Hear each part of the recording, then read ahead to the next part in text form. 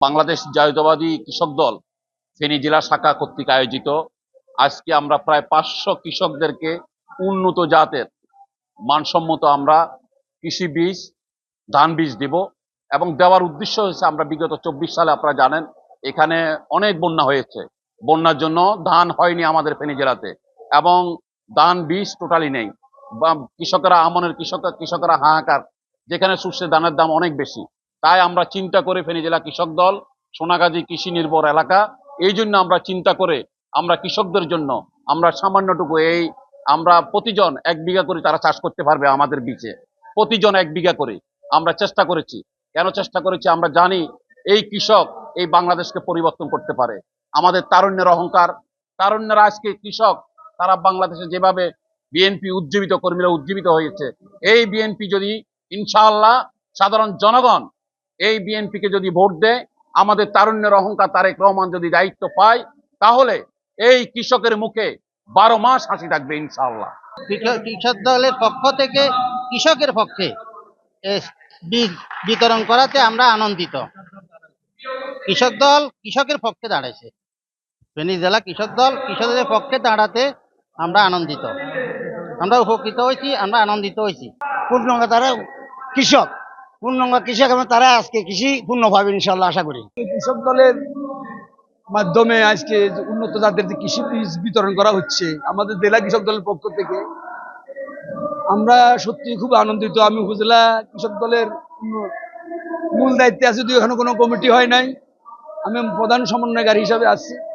তো বলবো আমাদের কৃষক দলের যে উদ্যোগ, এটা অত্যন্ত খুব সফল এবং আমরা আমাদের কৃষকদের ভিতরে অনেক উৎসাহ উদ্দীপনা দেখেন বীজ নেওয়ার জন্য আসছে। যে সবাই অনেকে বীজ পাবে না, কিন্তু এরপরও এই যে প্রোগ্রাম কৃষক দলের দলীয় কর্মকাণ্ডের জন্য খুবই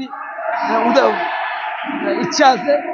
শহীদ প্রেসিডেন্ট জিয়াউর রহমানের বিএনপি, খালেদা জিয়ার বিএনপি, তারপরে তারুণ্যের অহংকার তারেক রহমানের বিএনপি, এটা মানুষ করতে যে দলটার সদস্য বা সমর্থক হইতে যে আনন্দ উপভোগ করতেছে, আমরা গ্রামের সাধারণ মানুষের কাছে খুবই মানে গর্ববোধ করি যে আমি বিএনপি একজন সাধারণ কর্মী।